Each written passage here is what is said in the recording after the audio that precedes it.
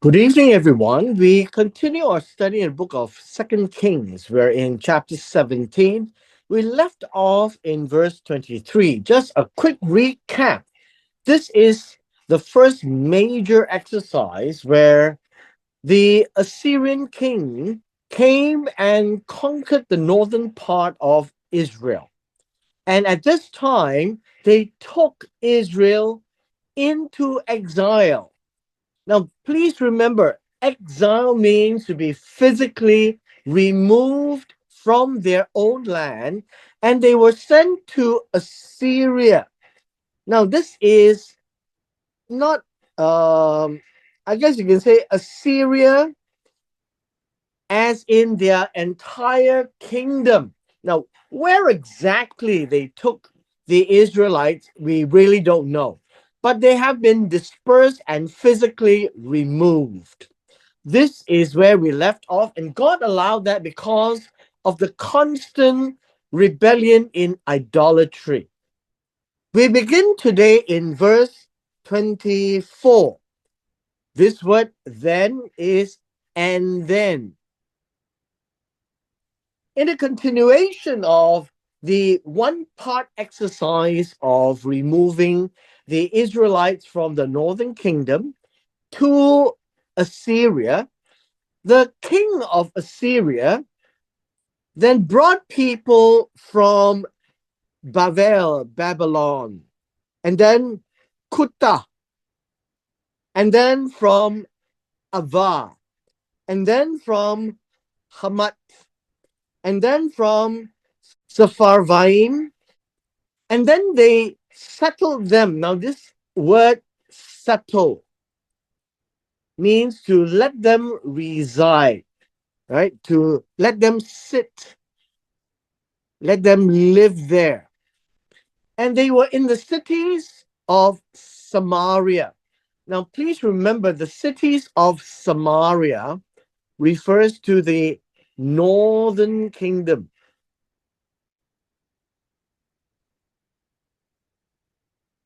And the king of Assyria had conquered a number of them, and you would find that they are completely out of control of the land. I think this is an important aspect because at the end of the day,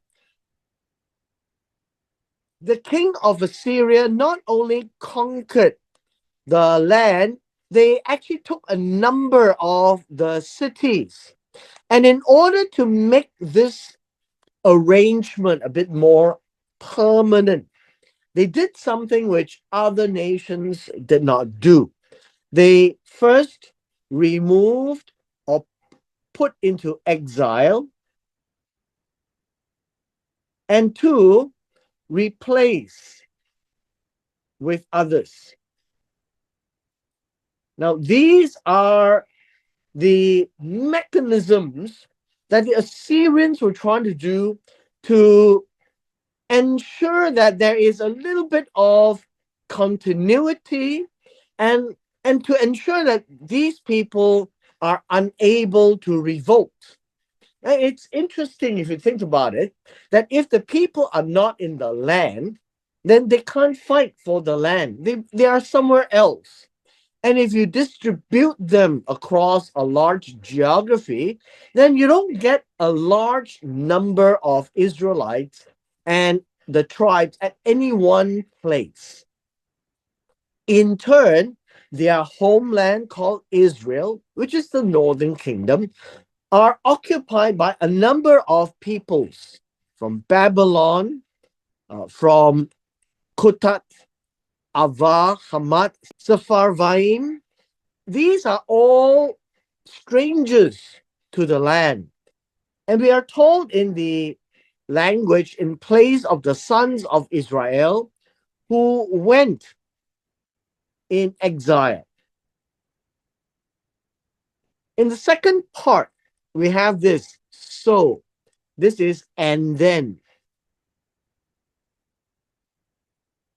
They took possession of Samaria and lived in its cities.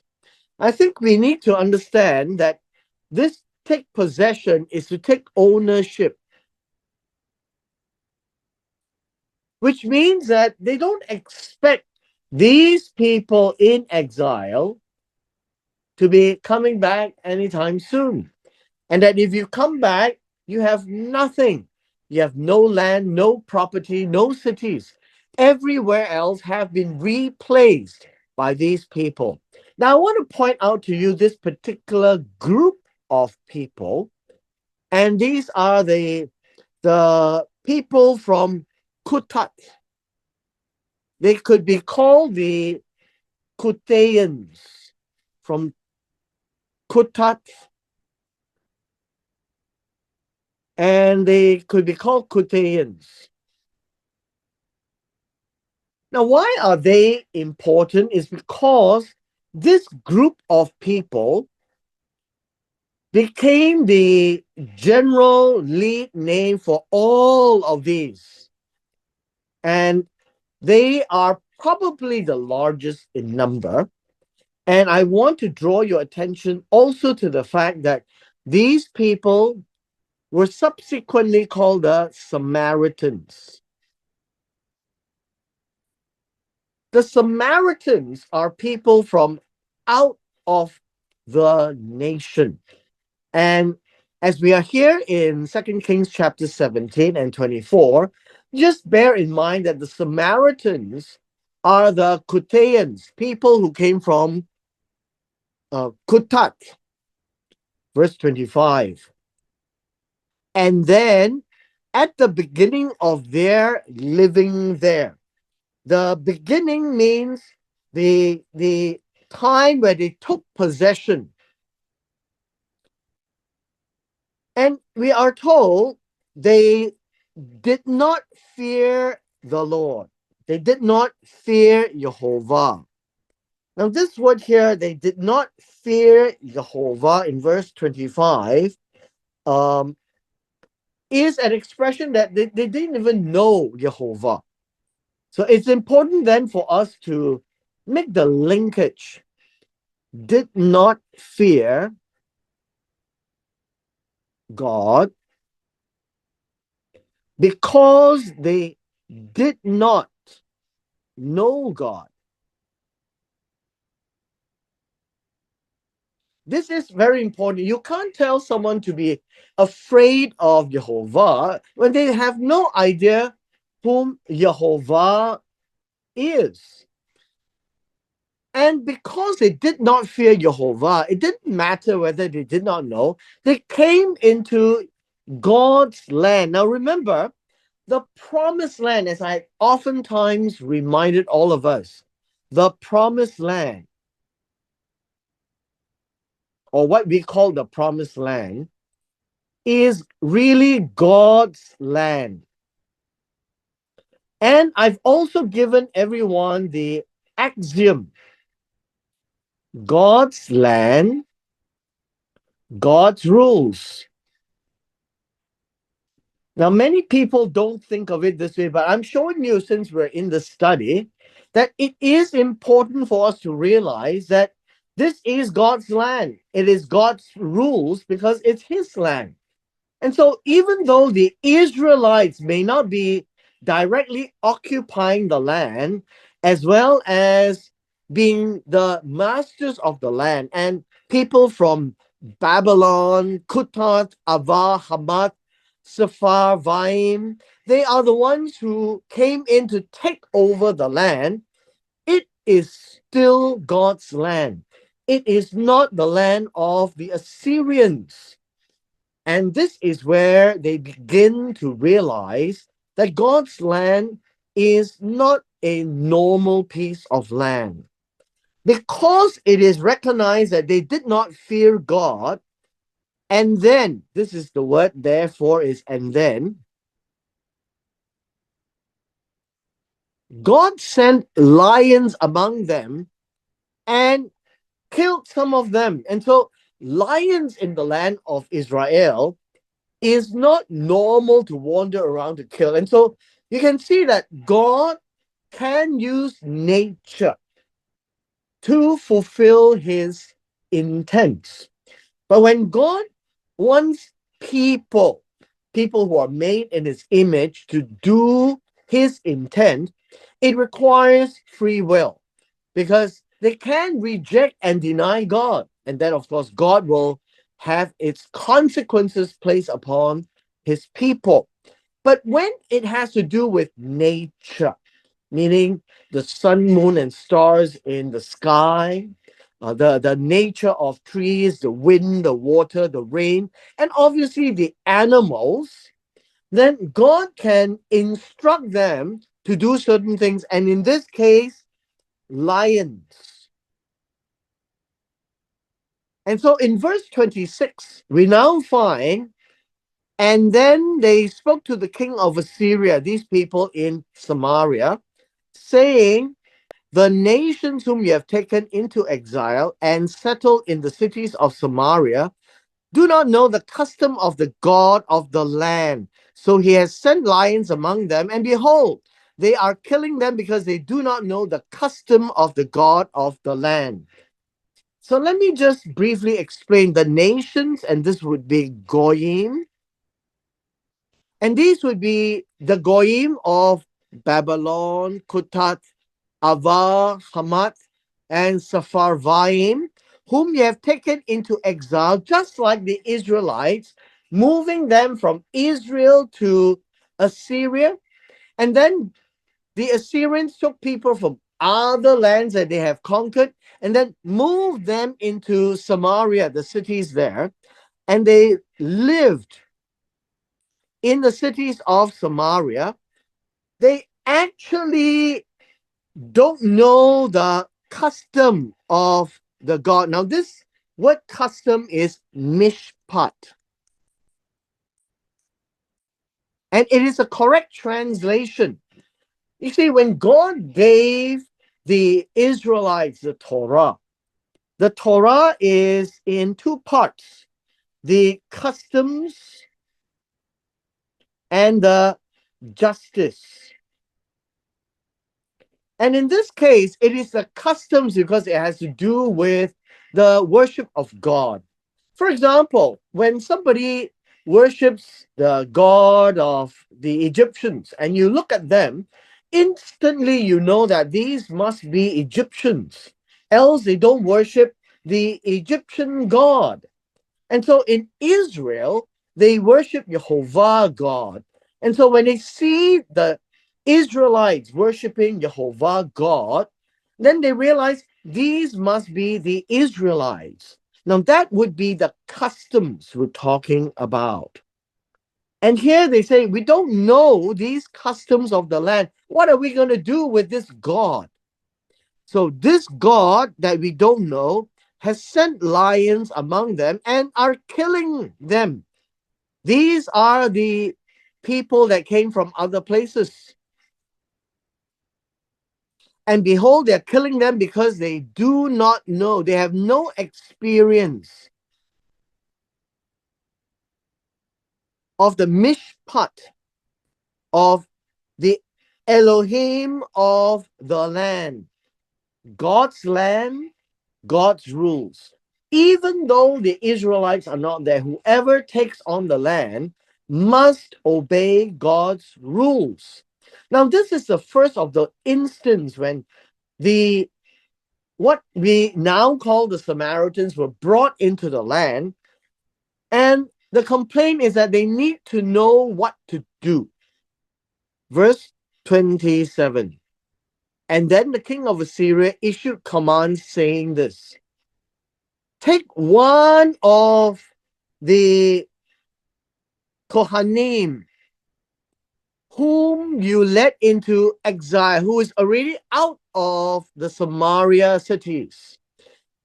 Let him go there and live, and then have him teach them the custom of the God of the land. And they thought that they could deal with this by having one of the Kohanim, one, not all, but one. Now, this could be a good priest. This could be a rogue priest. What we do know is that when the Assyrians were coming in, many of the Levites and the priests all went down to Jerusalem and settled down in the southern kingdom. But there were a few that were still around, and they didn't go to Jerusalem, they were rogue. So they actually offered in their own private altars. And now that everyone is away from the land, the king says, come, bring him back, and then have them teach. The idea here of the teach is to show them the directions, the instructions. Please remember, this is not about teaching a child. This is not the regular word of limet, teach. This is really the word of yara, to point them into the right direction, the customs and the mishpat of the Elohim of the land. This is not to make them one of the Israelites. It is basically to say, just show them what do you normally do when you are here to worship God. And we find in verse 28 that, and then one of the priests whom they had exiled from Samaria came and lived in Bethel. Remember, in Bethel, there was the golden calf set up by Jeroboam, one in Bethel and one in Dan, up north. And then it says here, and then taught them how they were to fear God. And this word here is more. More comes from the word yara, the person who points. That would be the idea. Point to show you how to fear God, follow the customs of the land. And so, verse 29, after doing that, this word here is and then, every nation and every goy, because they are from other places, they were still making their own Elohim, and they put them in the houses of the Bama, the altars in the high place, which the people of Samaria had made. These are the Bama. These are the private altars. Every nation in their cities which they lived. And so now they have a ready place to place all their Elohim. And by Elohim here, we will call these idols because they are not Jehovah.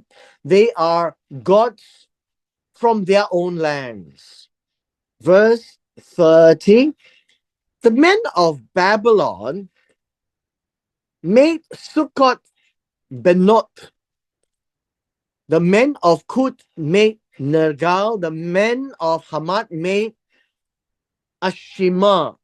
Now, all of these, as you take a look, Sukkot Benot, Nergal, and Ashima, these are the names.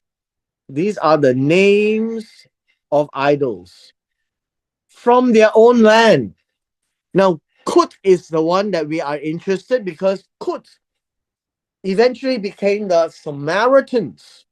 And so now you have verse 31 again, and the Avites made Nibchas and Tartak. The Sepharvites were burning the children in the fire to these gods. These would be the Adramelech. This is the king of Adram. And then Anamelech, the gods of the Sepharvaim. There are many gods in play now. Nibchas. And then we have Tartak. Then we have Adram Melech, Anam Melech. So these are all names of the gods of the Goyim that were brought into the land. Now, when you find that these are idols and it is not Elohim, God's land, God's rules, no idolatry, and now it is filled with idolatry. Verse 32. And they also feared the Lord. Now in verse 32, when it says they also feared the Lord, requires us to have a little understanding. They are afraid of Jehovah because though it is not a God that they worship, they have seen God instructing lions to come around. And so they appointed from their entire population priests of the high places, the Bama, who acted for them in the houses of the high places. Now, what does that mean? It means that there are priests of the Bama, of all these idol worshipping, and they also feared God. And so what you have here, that in the high places, they would have their own gods, and then they would also have Jehovah, which they made. And so they treat Jehovah as one of those. Perhaps this is what happened when they went to the cities of Samaria now in archaeology, and they find Jehovah sitting next to some other idols. And they're saying, wow, the Israelites, they also worship idolatry. I suppose that it would be because of these nations that came and they included Jehovah into their portfolio of worshiping. That would be a very good way of explaining it. Verse 33, they feared God, but they were still serving their own Elohim in accordance to the customs. And this would be the mishpat. And so when God gave Israel the mishpat to serve him, the other nations have also mishpat to serve all the idols, from among whom they had been taken into exile. And so now we have mishpat. And the mishpat would be the customs of worshipping, religious customs. It would be of all the idols plus Jehovah, because they have been pointed or directed by a priest that they found. In verse 34, it says this: to this day, they act in accordance with the earlier customs. Earlier customs means their own customs. And it says here, they do not fear the Lord. Now, this is not quite complete. I think that if you really look at the Hebrew, it does say they fear the Lord, and now they say they don't fear the Lord. What exactly is happening? Well, they don't fear the Lord entirely or sincerely. I think that would be a good way of translating this. They actually fear God. And so you see this when you compare this with chapter 17 and in verse 32, it says they feared Jehovah. And then in 17 verse 34, it says that they do not fear Jehovah. This is not a contradiction. It is a bit of a problem with the translation. They actually feared Jehovah, not entirely, not in the full way. That would be a good way to translate this passage. Nor do they follow their statutes, the ordinances, the laws, the commandments which the Lord had commanded the sons of Jacob, whom he named Israel.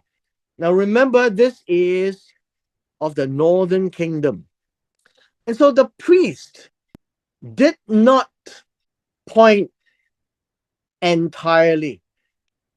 They only showed them a little bit of the religious customs.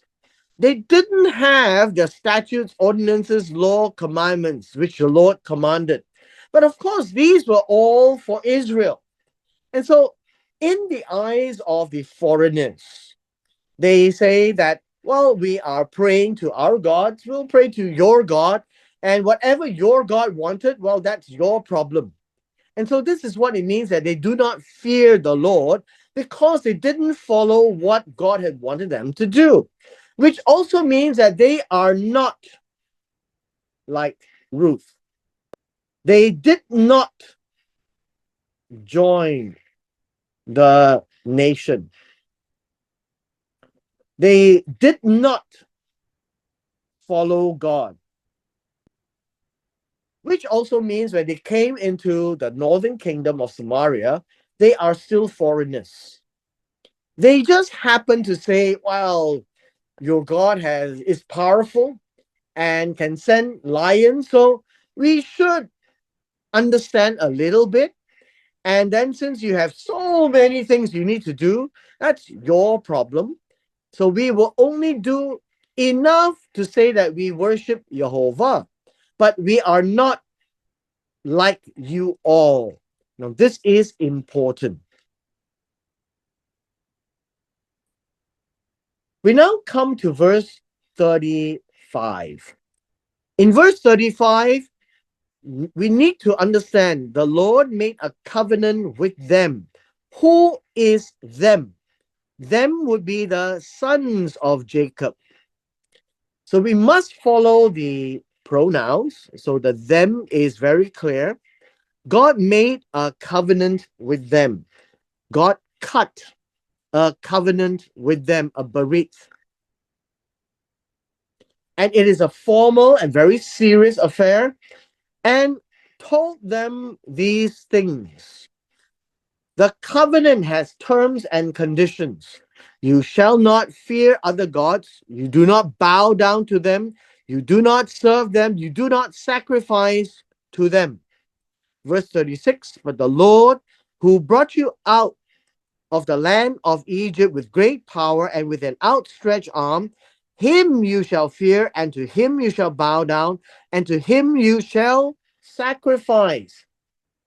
Please bear in mind that this starts off in Exodus 32 and then in Deuteronomy 7, and it keeps repeating. Why? Because God's land, God's rules.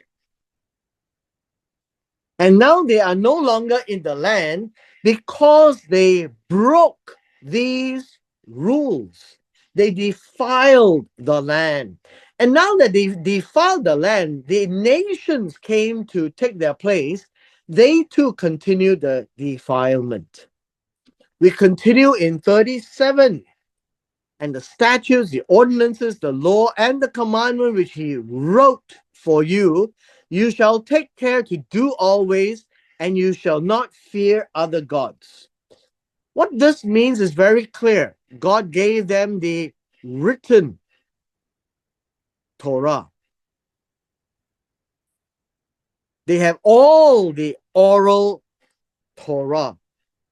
And here it says, you shall take care to do always.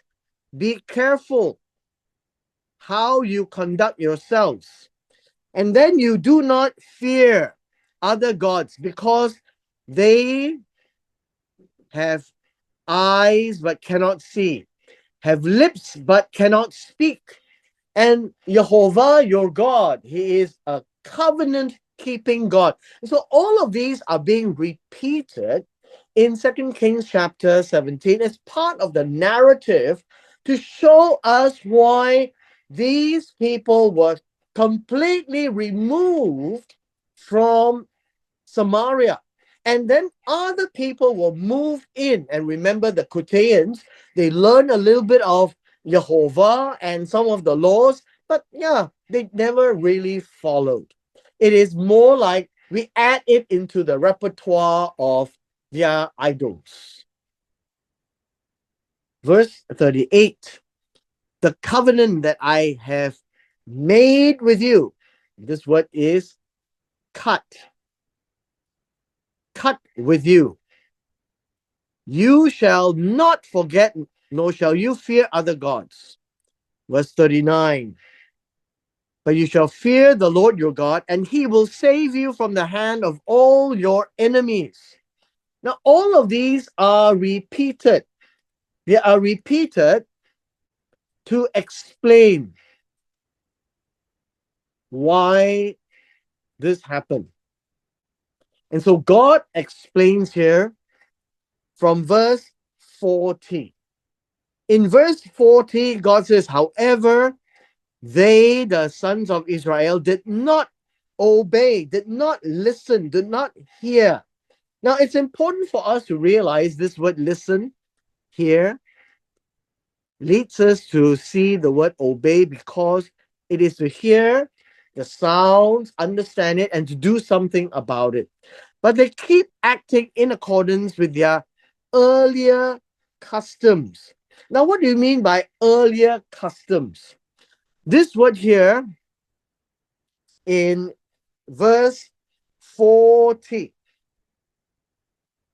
In verse 40, it basically tells us that these were people, one, the Israelites, they did not follow God. They did their own thing. That's one. And two, these could also refer to the Cutheans. I prefer to see it as the Israelites because that would be consistent with the pronouns. But in this particular chapter, we are also talking about the Cutheans, because after verse 39, the Israelites are over. This is the reason why God made a covenant and the Israelites did not obey it. But here in verse 40, this word they could be applied to the Cutheans. And so what it means is that these nations feared the Lord in a way. So again, you see, just now it says did not fear the Lord, but they did fear the Lord here. At least these verses do say, but not completely. They did not do it as one of Israel. They also served their idols, their children likewise, and their grandchildren, just as their fathers did, they do to this day. Now, if you take a look at this carefully, this idea of Israelites will apply to the top, and here will apply to the Cutheans, because the Samaritans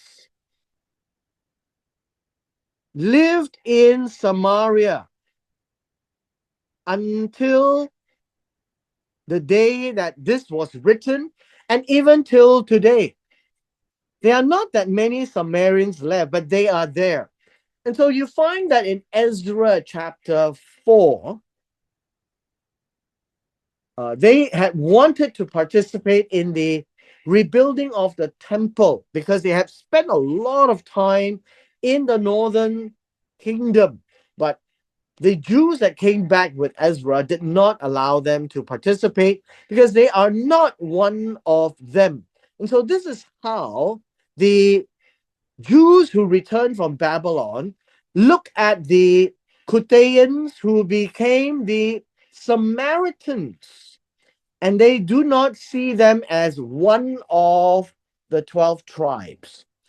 At the same time, we could see over time in history, the Cutheans also married the local women.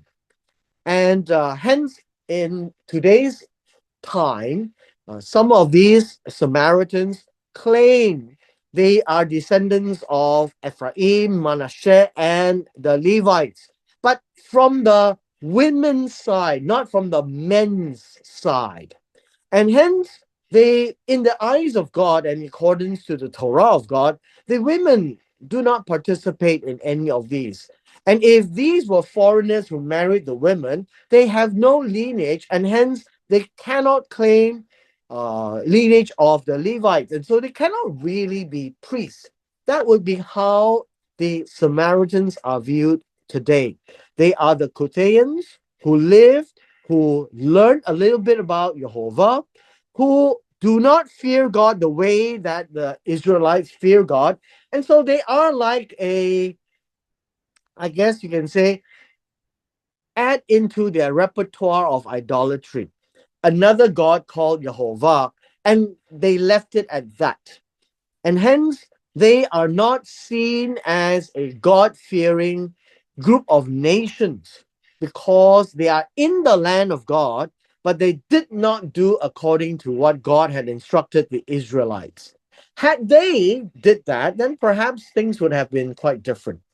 And so, with this, we come to the end of our session today.